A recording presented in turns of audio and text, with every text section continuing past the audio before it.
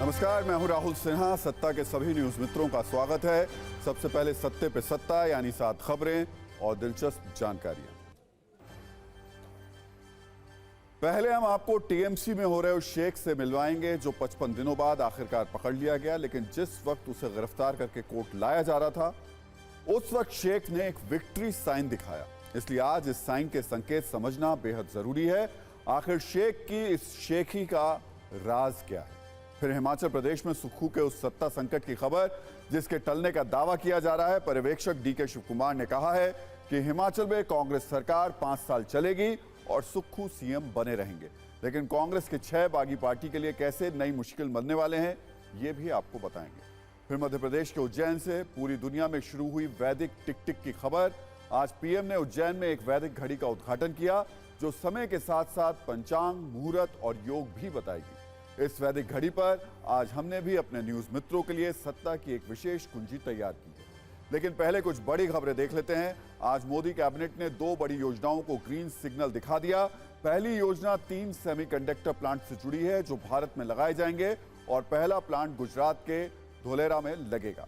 आज पीएम सूर्य घर मुफ्त बिजली योजना को भी मंजूरी मिल गई है, जिसके तहत 1 करोड़ घरों पर सोलर पैनल लगाने का लक्ष्य है। आज बीजेपी की केंद्रीय चुनाव समिति की बैठक भी हो रही है, जिसमें लोकसभा चुनाव के प्रत्याशियों के नाम पर भी मंथन किया जाएगा। माना जा रहा है कि आज 125 उम्मीदवारों की पहली लिस्ट भी जारी हो सकती है। रेप के दोषी राम रहीम की मौज अब खत्म होने वाली है, क्योंकि आज पंजाब और हरियाणा हाईकोर्ट ने राम रहीम की पैरोल को लेकर हरियाणा सरकार को सख्त निर्देश दिया है। कोर्ट ने कहा कि राम रहीम को अदालत से पूछे बिना पैरोल ना दी जाए।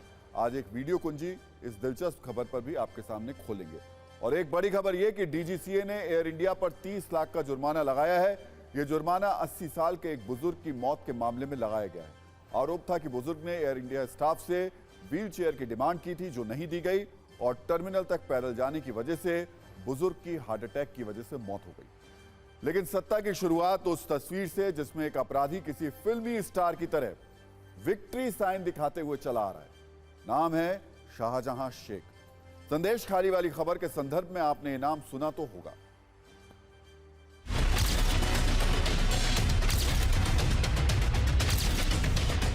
We have arrested Sheikh Shahjahan yesterday night.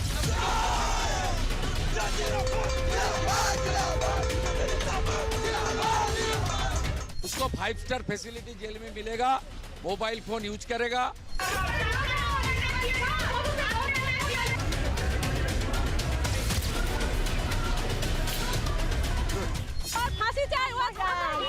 আজ মুখ ঢাকছেন না কেন?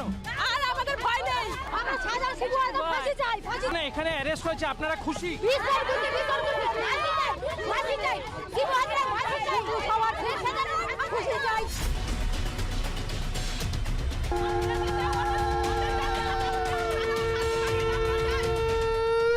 एक समय जहां पे शेख शाहजहां का नारा लगता था, आज वहीं पे जय श्री राम का नारा लग रहा है।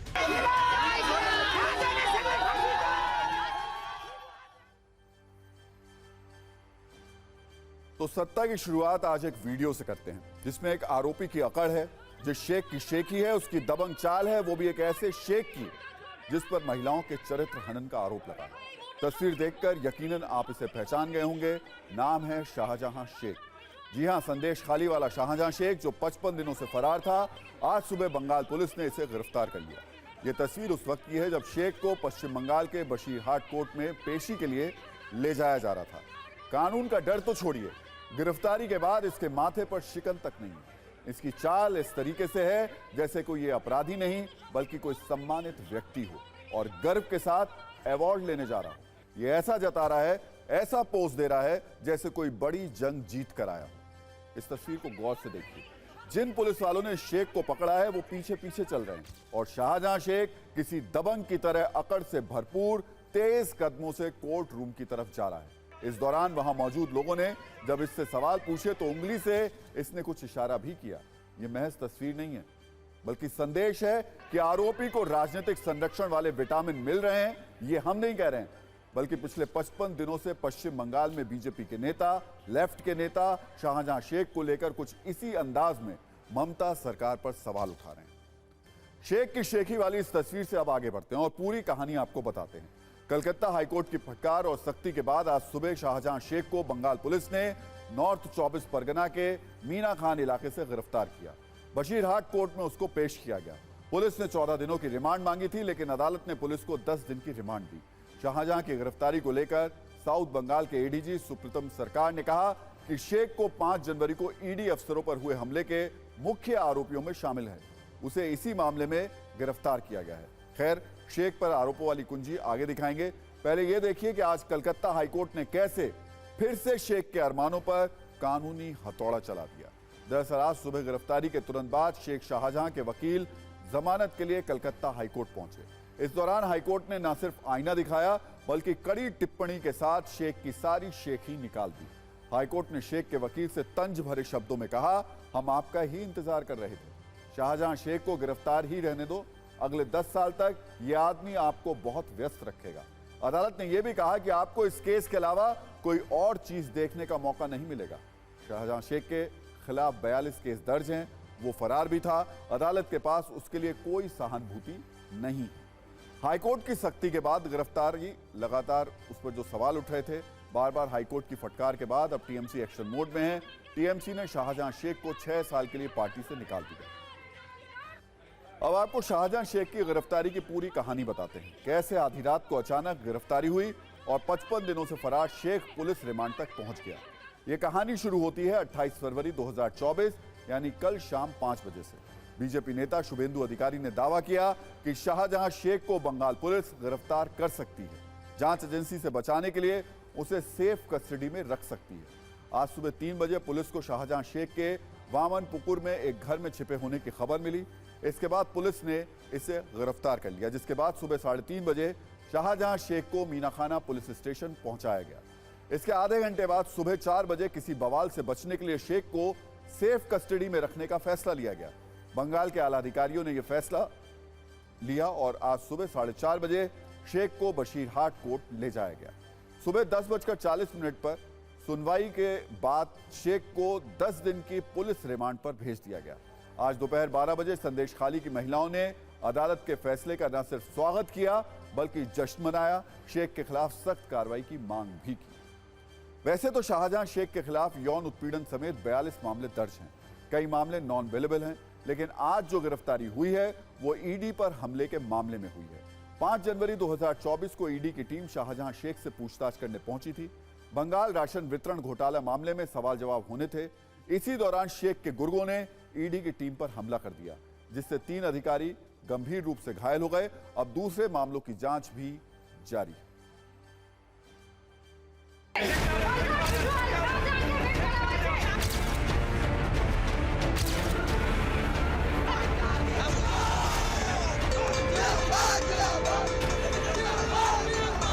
Sheikh Shahjahan, one of the principal accused in a case which happened on 5th January 2024, where ED officers were assaulted during the course of a raid they were conducting in Najat police area.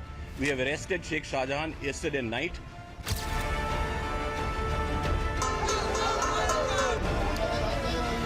All those cases which have been registered since 8th or 9th February, they pertain to incidents which had taken place 2 or 3 years back. And investigating them, gathering evidence, marshalling evidence takes time, takes a reasonable amount of time, particularly in terms of cases which had happened 2 years back.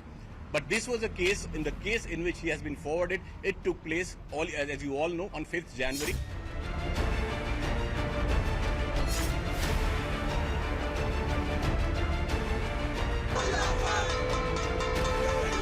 तो 14 दिन police remand मांगा था, लेकिन court ने 10 दिन allow किया। 10 दिन 10 तारीख रिटर्न। जय श्री राम, जय श्री राम, जय श्री राम, जय Shri Ram. Through out investigation purpose के लिए ये पीसी का ग्रांट हुआ है और जो snatching mobile, laptop, documents recover हो जाने के लिए भी पीसी मांगा था।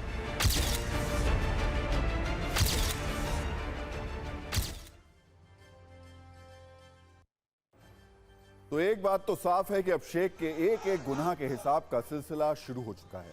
सियासी दबाव में ही सही, लेकिन बंगाल सरकार अब संदेश खाली की महिलाओं की आवाज को आक्रोश को नहीं दबा सकती है। शाहजहां को अब पाई पाई का हिसाब देना होगा। शेख की गिरफ्तारी के बाद संदेश खाली की महिलाओं के चेहरे पर खुशी देखने को मिली। अब उन्हें उम्मीद की किरण भी नजर आ रही है।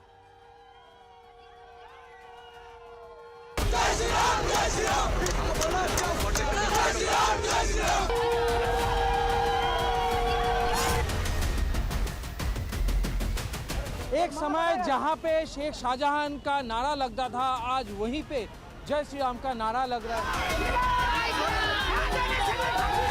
यहाँ पे जितने सारे महिलाएं हैं वो शेख शाहजहां के खिलाफ जय श्री राम का नारे लगा रहे हैं। फांसी चाहिए आज মুখ ঢাকছেন না কেন? আর আমাদের ভয় নেই, আমরা সাজা শিবু আজম ফাঁসি চাই, ফাঁসি না, এখানে অ্যারেস্ট হয়েছে, আপনারা খুশি? বিচার করতে ফাঁসি চাই, শিবু আজম ফাঁসি চাই, সবার শেষ সাজা খুশি চাই।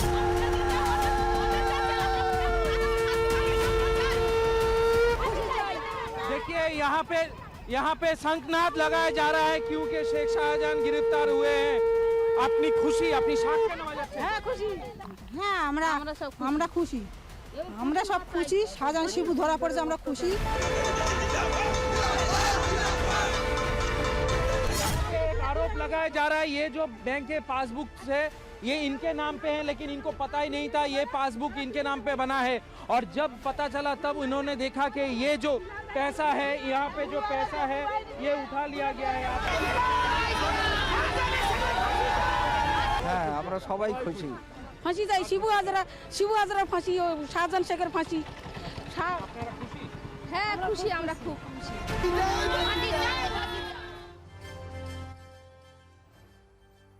तो लोकसभा चुनाव जल्द होने वाले हैं, लिहाजा संदेश खाली पर राजनीति भी हो रही है। बीजेपी और टीएमसी दोनों आमने सामने हैं। एक तरफ टीएमसी के नेता गिरफ्तारी को राजधन बता रहे हैं, वहीं बीजेपी का कहना है कि शाहजहां शेख को बचाने के लिए और उसे सेफ कस्टडी में रखने के लिए पुलिस ने उसको गिरफ्तार किया है। कैसे इस मामले में जुबानी तीर चल रहे हैं, ये भी देख लीजिए।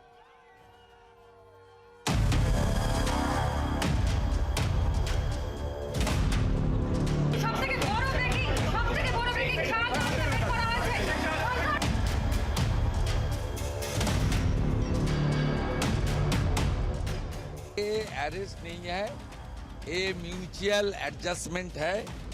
जितना टाइम तक सेंट्रल एजेंसी इसको हिरासत में नहीं लेगा उतना टाइम तक वहाँ का पीड़ित जनता को न्याय नहीं मिलेगा।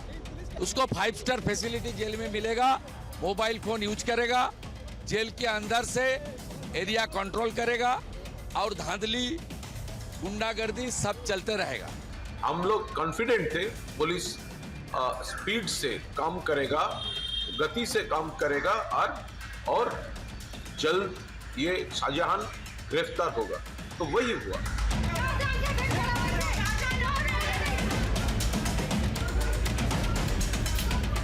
भारतीय जनता पार्टी की लगातार आंदोलन की वजह से ये सरकार बाध्य हुई शेख शाहजहां को गिरफ्तार करने के लिए। पहले से तो ये सरकार डिनायल मोड में था, एक्सेप्ट ही नहीं कर रहा था कि ऐसा कुछ हुआ है।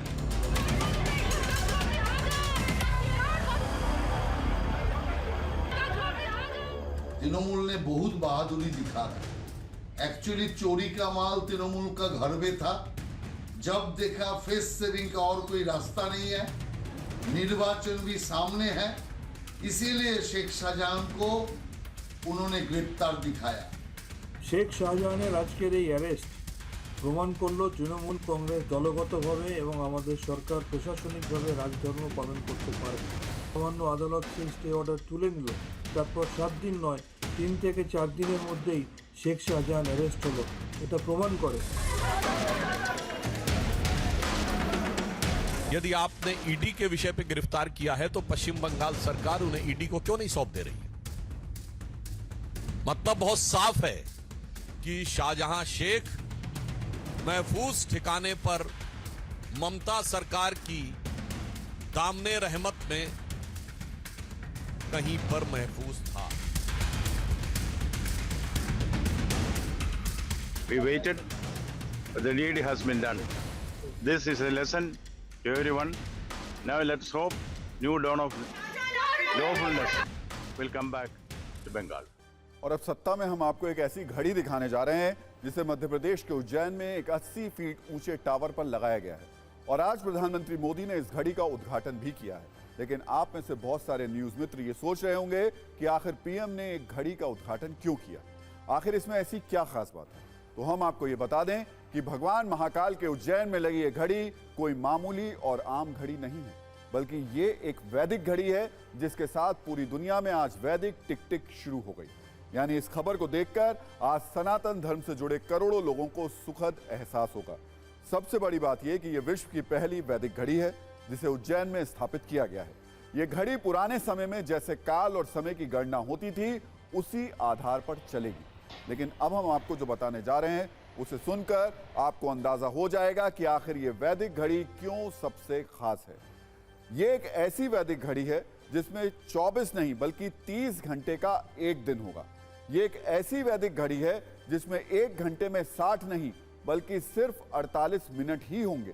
ये एक ऐसी वैदिक घड़ी है जो समय के साथ पंचांग, मुहूर्त और योग के बारे में भी जानकारी देगी। यानी एक ऐसी वैदिक घड़ी जिसमें पूरी दुनिया में सनातन का समय प्रसारित और प्रचारित होगा। इस वैदिक घड़ी को उज्जैन की जीवाजी राव वेधशाला में 80 फीट ऊंचे एक टावर पर लगाया गया है, जिसका आज पीएम ने उद्घाटन किया। और इस घड़ी का पूरा नाम विक्रमादित्य वैदिक घड़ी, यानी इसका नाम राजा विक्रमादित्य के नाम पर रखा गया है। आमतौर पर कोई घड़ी आपको वक्त बताती है, तापमान की जानकारी देती है या फिर आपके स्वास्थ्य से संबंधित कोई जरूरी जानकारी दिखाती है। लेकिन यह कोई मामूली घड़ी नहीं है। इस घड़ी पर आपको क्या क्या दिखेगा ये जानकर आप चौंक जाएंगे। ये घड़ी विक्रम संवत पंचांग के बारे में आपको जानकारी देगी। इसमें 30 मुहूर्त के बारे में जानकारी दी जाएगी। इस वैदिक घड़ी के जरिए शुभ योग के बारे में भी पता चलेगा। भद्राकाल, चंद्रमा की स्थिति और नक्षत्र के बारे में भी ये वैदिक घड़ी जानकारी देगी। इसके अलावा चौघड़िया और सूर्योदय और सूर्यास्त का समय भी इस वैदिक घड़ी में आएगा। साथ ही सूर्य ग्रहण और चंद्र ग्रहण के बारे में भी पूरी जानकारी मिलेगी। वैदिक घड़ी दुनिया की पहली ऐसी घड़ी है जो डिजिटल होगी और भारतीय काल गणना, वैदिक समय और इंडियन स्टैंडर्ड टाइम के साथ साथ ग्रीनिच मीन टाइम के बारे में भी बताएगी। इस खबर पर हम आगे सत्ता की कुछ और दिलचस्प कुंजी खोलेंगे, लेकिन पहले आपको इस पर 80 सेकंड की एक रिपोर्टर रील दिखा देते हैं।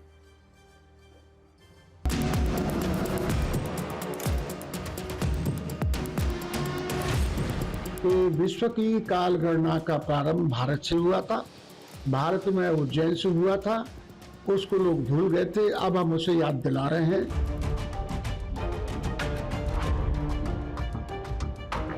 कि भारतीय काल गणना की जो पारंपरिक पद्धति है उसके आधार पर इसको नियोजित किया गया है।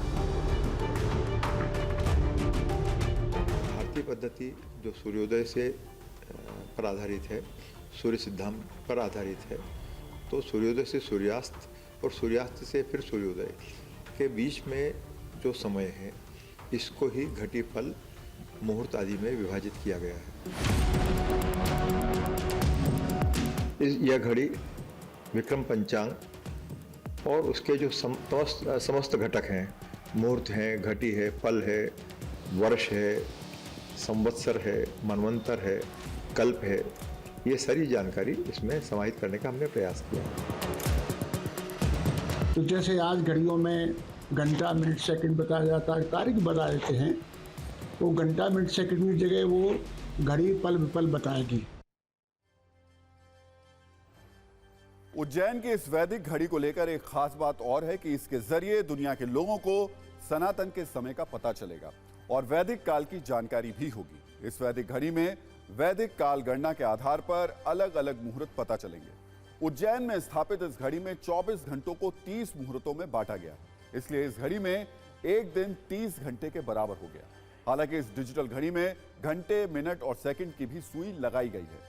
इस वैदिक घड़ी को लखनऊ की आरोहण संस्था ने तैयार किया है और सम्राट विक्रमादित्य शोधपीठ ने इसे उज्जैन में लगाने का कार्य किया है। बड़ी बात ये वैदिक घड़ी इंटरनेट और जीपीएस से भी जुड़ी होगी।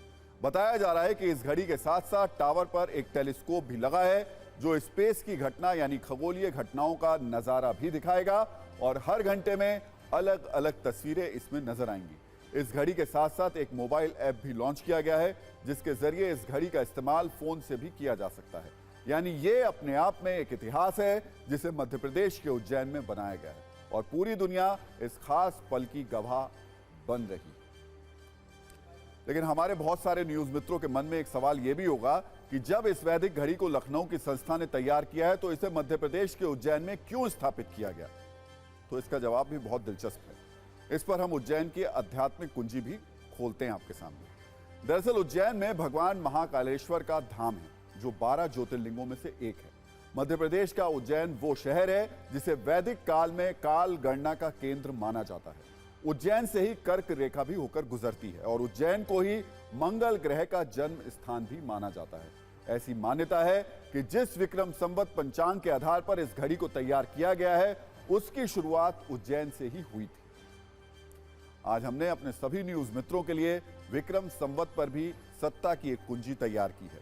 विक्रम संवत का नाम राजा विक्रमादित्य के नाम पर रखा गया था क्योंकि उनके राज में प्रजा के किसी भी शख्स पर कोई कर्ज नहीं था। उस समय जो राजा अपनी प्रजा का पूरा कर्ज माफ कर देता था उसके नाम से ही संवत प्रचलित हो जाता था। आप तौर पर हम सब 1 जनवरी को नववर्ष मनाते हैं, एक दूसरे को न्यू ईयर की बधाई देते हैं, लेकिन असल में हिंदू कैलेंडर की शुरुआत विक्रम संवत से ही होती है। विक्रम संवत अंग्रेजी कैलेंडर से 57 वर्ष आगे चलता है, यानी इस वक्त 2024 चल रहा है, लेकिन विक्रम संवत के मुताबिक ये 2081 है। हिंदू कैलेंडर में भी 12 महीने होते हैं, लेकिन पहले महीने का नाम चैत्र और आखिरी महीने का नाम फागुन होता है। नया विक्रम संवत हर वर्ष चैत्र प्रतिपदा तिथि से शुरू होता है और सबसे खास बात, अंग्रेजी कैलेंडर रात 12 बजे के हिसाब से चलते हैं, लेकिन विक्रम संवत कैलेंडर चंद्र आधारित होता है। विक्रम संवत कैलेंडर में 354 दिन होते हैं जो कि ग्रेगोरियन कैलेंडर से लगभग 11 दिन कम है और महीना कृष्ण पक्ष और शुक्ल पक्ष के तौर पर 2 भागों में विभाजित होता है।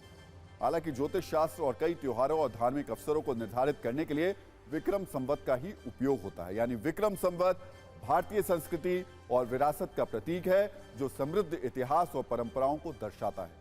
अब जो वैदिक घड़ी उज्जैन में लगाई गई है वो भी विक्रम संवत पंचांग की जानकारी देगी। और सत्ता में अब उस बाबा की बात करते हैं जिस पर भगवान की कृपा का तो पता नहीं, लेकिन सत्ता की कृपा खूब बरस रही थी। ये बाबा है डेरा सच्चा सौदा का प्रमुख गुरमीत राम रहीम। हत्या और रेप के दोषी साबित होने पर उम्र कैद की सजा काट रहे राम रहीम जेल से कभी पैरोल तो कभी फल्लों के नाम पर छुट्टियों का खूब आनंद ले रहा था। लेकिन राम रहीम पर इस आनंद पर कोर्ट ने आज एक चेक पॉइंट लगा दिया। डेरा सच्चा सौदा प्रमुख गुरमीत राम रहीम को बार बार मिल रही पैरोल के मामले में पंजाब हरियाणा हाईकोर्ट ने एक बड़ा फैसला दिया है। कोर्ट ने कहा कि अगली बार बिना कोर्ट की इजाजत लिए राम रहीम को पैरोल ना दी जाए। कोर्ट ने हरियाणा सरकार से जवाब मांगा कि सरकार जानकारी दे और कितने लोगों को इस तरीके की पैरोल दी जाती है। एसजीपीसी की तरफ से राम रहीम को बार बार पैरोल दिए जाने के विरोध में याचिका दायर की गई थी। याचिका में कहा गया था कि बार बार गंभीर आरोपों में सजा काट रहे व्यक्ति को पैरोल क्यों दी जाती है। आपको बता दें कि गुरमीत राम रहीम अभी पैरोल पर जेल से बाहर है और 10 मार्च को उसका यह पैरोल खत्म हो रहा है। अब हम राम रहीम को लेकर जो कुछ बताने जा रहे हैं उसे थोड़ा गौर से सुनिएगा, क्योंकि इससे आपको अंदाजा हो जाएगा कि जब पैसा हो, पावर हो, रसूख हो और राजनीतिक कनेक्शन हो तो जेल की सलाखें भी आपको ज्यादा दिन कैद में नहीं रख सकती। कभी फल्लो तो कभी पैरोल के नाम पर राहत का चढ़ावा बाबा पर चढ़ता रहता है। गुरमीत राम रहीम 25 अगस्त 2017 से जेल में सजा काट रहा है। उसे पहली बार 24 अक्टूबर 2020 को 24 घंटे के लिए पैरोल दी गई थी। अगर पिछले 4 सालों का गुरमीत राम रहीम का जेल से छुट्टी वाला इतिहास देखेंगे तो आप भी हैरान रह जाएंगे। 2020 में 1 दिन के लिए जेल से बाहर आया। 2021 में 2 दिन जेल से बाहर रहने की इजाजत मिली। 2022 में 91 दिनों तक राम रहीम ने पैरोल और फंडों का सुख उठाया। 2023 में 101 दिन जेल से बाहर रहा। 2024 में 50 दिनों के लिए जेल से बाहर है। ऐसे में अगर देखें तो पिछले 4 वर्षों में गुरमीत राम रहीम पर खूब कृपा बरसी है। मीडिया रिपोर्ट्स के मुताबिक 2020 से अब तक वो कम से कम 245 दिन तक जेल से बाहर ही रहा है। राम रहीम को ऐसे पैरोल मिलती है जैसे वो कैदी ना हो बल्कि कोई विजिटिंग प्रोफेसर हो। कुछ समय जेल में होता है, बाकी समय बाहर घूमता है। वैसे सरकार हमेशा यह दावा करती रही है कि राम रहीम को नियम के मुताबिक ही जेल से बाहर जाने की इजाजत मिलती है, जबकि राम रहीम के विरोधी कह रहे हैं सरकार की कृपा कुछ ज्यादा ही बरस रही है। बाकी कैदियों पर इतनी कृपा क्यों नहीं बरसती? आज सवाल यह है कि आखिर जिसकी कृपा है, जिसके चलते राम रहीम बार बार परोलवान बन जाते हैं और जेल से बाहर आने के लिए अपने मन मुताबिक चीजें करता है, क्या इसमें सियासत का भी बड़ा रोल है? क्योंकि इससे पहले राम रहीम को जो 4 बार फर्लो और परोल मिली थी, उसके संयोग पर गौर करने की जरूरत है। 2022 में पहली बार राम रहीम को 7 फरवरी को 3 हफ्ते की फर्लो मिली थी और 20 फरवरी को पंजाब विधानसभा के चुनाव होने थे। इसी तरह 17 जून 2022 को बाबा को 30 दिन की परोल मिली थी और 2 दिन बाद ही हरियाणा नगरपालिका के चुनाव होने थे, जबकि अक्टूबर 2022 की 15 तारीख को राम रहीम को 40 दिन की परोल दी गई। उस वक्त आदमपुर विधानसभा सीट पर उपचुनाव के साथ साथ हरियाणा के पंचायत चुनाव भी होने थे। 25 नवंबर 2023 को राजस्थान में वोटिंग थी। उससे 4 दिन पहले गुरमीत राम रहीम 21 दिन के लिए फर्लो पर जेल से बाहर आया था। अगले कुछ दिनों में लोकसभा चुनाव का ऐलान होना है, तो उनके लिए फिर से पैरोलवान होने की आशंका थी, जिस पर कोर्ट ने अब बैरियर लगा दिया है। सत्ता में अब छत्तीसगढ़ के सुकमा से आया एक वीडियो आपको दिखाते हैं, जो देश में पेपर लीक वाले संकट के बीच में बहुत अहम है। एक तरफ देश में ऐसी परीक्षाएं होती हैं जहां एग्जाम से पहले ही प्रश्न पत्र वायरल हो जाते हैं, दूसरी तरफ कुछ पॉजिटिव तस्वीरें भी देखने को मिलती है। छत्तीसगढ़ के नक्सल प्रभावित इलाके से एक वीडियो हमारे पास आया है, जहां परीक्षा कराने के लिए हेलीकॉप्टर वाले खास इंतजाम किए गए, जहां प्रश्न पत्र हवा में तो है लेकिन लीक नहीं हुए। दरअसल सुकमा के नक्सल प्रभावित जगरगुंडा इलाके में इस बार बोर्ड परीक्षा का केंद्र बनाया गया था। कल से परीक्षा शुरू हो रही है। इस केंद्र पर कुल 36 परीक्षार्थी परीक्षा देने वाले हैं, कुल 36। इनके लिए प्रश्न पत्र जिला मुख्यालय से हेलीकॉप्टर के जरिए भिजवाया गया। इस इलाके में सुरक्षा को देखते हुए भारी संख्या में पुलिस फोर्स की भी तैनाती की गई है। अब तक यहां के छात्रों को परीक्षा देने के लिए 60 किलोमीटर दूर जाना पड़ता था। पहली बार इस क्षेत्र में परीक्षा केंद्र बनाया गया है। इस केंद्र पर 10वीं के 16 और 12वीं के 20 छात्र परीक्षा देंगे। सत्ता में एक और जरूरी राजनीतिक खबर भी देख लेते हैं। हिमाचल प्रदेश से आज कांग्रेस के लिए राहत वाली खबर आई है। राज्यसभा चुनाव में मिली हार और सीएम सुक्खू के खिलाफ बगावत के बाद आज कांग्रेस ने दिखाने की कोशिश की कि सब कुछ ठीक है, सब कुछ ठीक कर लिया गया है और सब कुछ ठीक रहेगा। लेकिन कब तक ठीक रहेगा, ये सवाल है। 6 विधायकों की बगावत के बाद संकट में आई सुक्खू सरकार को आज 2 पेन किलर्स दिए गए। सबसे पहले तो 6 बागी विधायकों की सदस्यता रद्द कर दी गई। इससे विधानसभा में विधायकों की संख्या घटकर 62 हो गई। अब कांग्रेस के पास 34 विधायक हैं, तो ये सरकार बहुमत की है। दूसरा, कांग्रेस ने समस्या को सुलझाने के लिए 6 सदस्यों की एक कमेटी बना दी। इस कमेटी में सीएम, डिप्टी सीएम, प्रदेश अध्यक्ष के अलावा 3 सदस्य हाईकमान के भी होंगे। इन 2 फैसलों के बाद एकजुटता दिखाने के लिए मीडिया के सामने प्रेस कॉन्फ्रेंस हुई। इसमें सीएम सुक्खू से नाराज प्रदेश अध्यक्ष प्रतिभा सिंह ने कहा कि सब ठीक है, मिलकर लोकसभा चुनाव लड़ेंगे और सभी 4 सीटें जीतेंगे। हालांकि बीजेपी कह रही है कि कांग्रेस पर आया सियासी संकट अभी टला नहीं है। इसमें उन्हीं के विधायकों की भूमिका है और मुख्यमंत्री सुखविंदर सिंह सुक्खू को ज्यादा खुश होने की जरूरत नहीं है।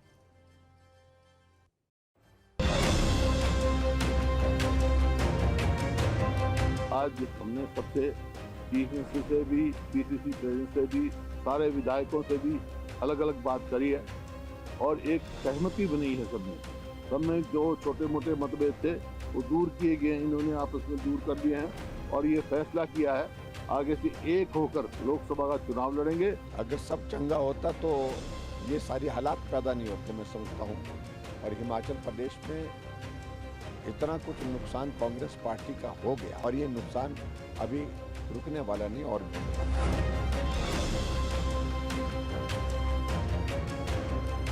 हम निश्चित तौर पर हमारी सरकार हिमाचल प्रदेश में और 5 साल हम हिमाचल प्रदेश में हमारी सरकार चलेगी। आप लोगों की सरकार है, जनता की सरकार है ये, इसमें हम कोई दूसरी बात नहीं कहना चाहते। और मैं ये भारतीय जनता पार्टी के नेताओं को कहना चाहता हूँ कि जिस प्रकार की अच्छी राजनीति का परिचय वो दे रहे हैं, उस प्रकार का जनता जवाब देगी। इसकी सरकार अपना इस्तकबाल खो चुकी है। मॉरली उनको सत्ता में रहने का कोई अधिकार नहीं है।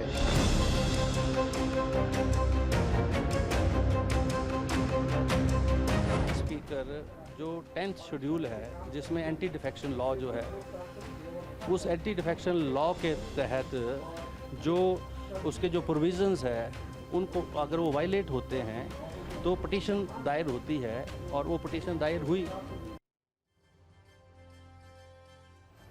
हालांकि फिलहाल जो हिमाचल संकट पर विराम लगा है उसमें प्रियंका गांधी की भूमिका बताई जा रही है। सूत्रों के मुताबिक प्रियंका गांधी ने ही विक्रमादित्य सिंह और प्रतिभा सिंह को पुराने रिश्तों का हवाला देते हुए समझाया। उन्हें कहा कि आप मुख्यमंत्री से नाराज हैं, इसलिए अपनी लड़ाई लड़िए, अपनी बात कहिए, आपकी बात को सुना भी जाएगा और उस पर जितना हो सकेगा अमल में लाया जाएगा। बस पार्टी से बाहर जाने या सरकार गिराने की ना सोचें। विक्रमादित्य हिमाचल में कांग्रेस का भविष्य है। प्रियंका गांधी ने विक्रमादित्य सिंह और प्रतिभा सिंह को समझाने के बाद कांग्रेस अध्यक्ष खड़गे को जानकारी दी। इसके बाद मल्लिकार्जुन खड़गे ने डीके शिव कुमार समेत पर्यवेक्षकों को बताया। इस बीच लगातार प्रियंका जो प्रभारी हैं हिमाचल के राजीव शुक्ला से संपर्क में बनी रही और हालात की जानकारी लेती रही और जरूरत पड़ने पर निर्देश भी देती रही। हालांकि वीरभद्र परिवार शुरू में सुक्खू को हटाने पर अड़ा था। ऐसे में प्रियंका ने उनको समझाया कि फौरन सीएम बदलने से अच्छा संदेश नहीं जाएगा, कांग्रेस बैकफुट पर दिखाई देगी। इसलिए फिलहाल विक्रमादित्य को फ्री हैंड और सरकार संगठन के बीच समन्वय समिति का गठन कर दिया जाएगा।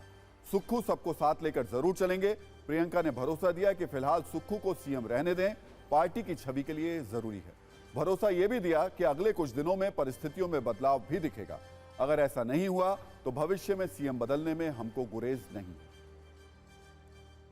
और सत्ता में अब खबरों के स्टीयरिंग को राजनीतिक खबरों की तरफ तो हमने मोड़ ही दिया था। अगले कुछ दिनों में जिस तरीके से देश में लोकसभा चुनाव हैं और चुनाव में राजनीतिक दल लाखों करोड़ों रुपए खर्च करते हैं, लेकिन इतने बड़े पैमाने पर होने वाले खर्च के लिए इनके पास पैसे कहां से आते हैं? सत्ता की ये कुंजी राजनीतिक दलों की इसी कमाई और खर्चे पर आधारित है। एक संस्था है एसोसिएशन फॉर डेमोक्रेटिक रिफॉर्म्स यानी एडीआर। ये समय समय पर राजनीतिक दलों से जुड़ी जानकारी पर रिपोर्ट प्रकाशित करती है। इसने एक नई रिपोर्ट पब्लिश की है जिसमें किस राजनीतिक दलों को कितना चंदा आया और किस रूप में इसका हिसाब किताब दिखाई दे रहा है।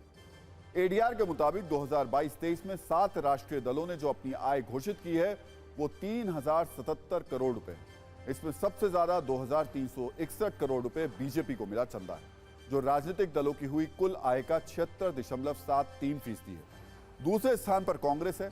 2022-23 में कांग्रेस को 452 करोड़ रुपए की आय हुई है। ये कुल आय 14.70 हिस्सा है जो कुल राजनीतिक पार्टियों को मिला है। आम आदमी पार्टी को इस दौरान 85 करोड़ रुपए का चंदा मिला है। इस रिसर्च रिपोर्ट का फोकस उस चुनावी बॉन्ड पर भी है जिसे सुप्रीम कोर्ट ने कुछ दिन पहले ही असंवैधानिक घोषित कर दिया था। बीजेपी को मिले 2361 करोड़ रुपए में 1294 करोड़ चुनावी बॉन्ड से मिले हैं जो कुल चंदे का करीब 55% है, जबकि कांग्रेस को मिले 452 करोड़ रुपए में 171 करोड़ रुपए चुनावी बॉन्ड से मिले हैं जो कुल चंदे का करीब 38% है। आपको मिले 85 करोड़ में 45 करोड़ चुनावी बॉन्ड से मिले हैं जो कुल चंदे का करीब 53% है। दिलचस्प बात यह है कि सीपीएम और बीएसपी के कुल चंदे में चुनावी बॉन्ड का प्रतिशत 0 है। वैसे खर्चे की बात करें तो बीजेपी ने 2361 करोड़ रुपए में 1361 करोड़ रुपए खर्च कर दिए हैं। कांग्रेस के पास इस साल आए 452 करोड़ रुपए हैं, लेकिन पार्टी ने 467 करोड़ रुपए खर्च किए, यानी एक वर्ष में कमाई से ज्यादा खर्चा हुआ है। और आम आदमी पार्टी ने 85 करोड़ रुपए की आय पर 102 करोड़ रुपए खर्च किए। कुछ दिन पहले ही सुप्रीम कोर्ट ने चुनाव आयोग को आदेश दिया था कि किसने चुनावी बॉन्ड से किस पार्टी को कितना चंदा दिया है इसे सार्वजनिक करें। ये जानकारी सार्वजनिक हो उससे पहले आप ये समझ लीजिए कि मार्च 2018 से जनवरी 2024 तक 28,030 चुनावी बॉन्ड बिके हैं। ये चुनावी बॉन्ड 16,518 करोड़ रुपए के थे। इनमें से 27,811 चुनावी बॉन्ड कैश कराए जा चुके हैं। ये 16,492 करोड़ रुपए के हैं। भारत में राजनीतिक दल चुनाव जो अपने लड़ने के लिए जो चंदा जमा करते हैं, लेकिन दूसरे देश में एक ऐसा होता है, ये वहां के चुनाव के लिए नेताओं के पास पैसा कहां से आता है, आज आपको ये भी समझा देते हैं। अमेरिका में राजनीतिक दलों को चंदे के लिए कॉर्पोरेट डोनेशन और विदेशी डोनेशन की इजाजत नहीं है। बाकी चंदा वो ले सकते हैं, लेकिन उसमें भी एक लिमिट है। सरकारी फंडिंग भी होती है। ब्रिटेन में कॉर्पोरेट डोनेशन की इजाजत है, लेकिन विदेशी चंदा नहीं ले सकते। यहां भी असीमित चंदे पर एक लिमिट है, सरकार फंडिंग भी होती है। फ्रांस में राजनीतिक दलों को चंदे के लिए कॉर्पोरेट डोनेशन और विदेशी डोनेशन की इजाजत नहीं है। यहां भी असीमित चंदे पर एक लिमिट है, सरकार फंडिंग भी यहां पर होती है। जर्मनी की बात करें तो यहां कॉर्पोरेट और विदेशी चंदा दोनों की इजाजत है। चंदे और खर्च पर किसी तरीके की लिमिट नहीं है। और स्टेट फंडिंग की इजाजत यहां पर है। अगर इनकी तुलना भारत से करें तो यहां कॉर्पोरेट डोनेशन की इजाजत है। विदेशी कंपनी की भारतीय यूनिट चंदा दे सकती है। भारत में स्टेट फंडिंग नहीं है और कैश डोनेशन पर लिमिट तय है। देखिए, कैश डोनेशन पर लिमिट तय है और यहाँ वक्त की लिमिट भी तय है। तो सत्ता में आज का टाइम खत्म हो गया। सभी न्यूज़ मित्रों से हमारी न्यूज़ रिक्वेस्ट है कि वो सत्ता की न्यूज़ को ज़्यादा से ज़्यादा शेयर करें और अपने सुझाव हमें व्हाट्सएप जरूर करें।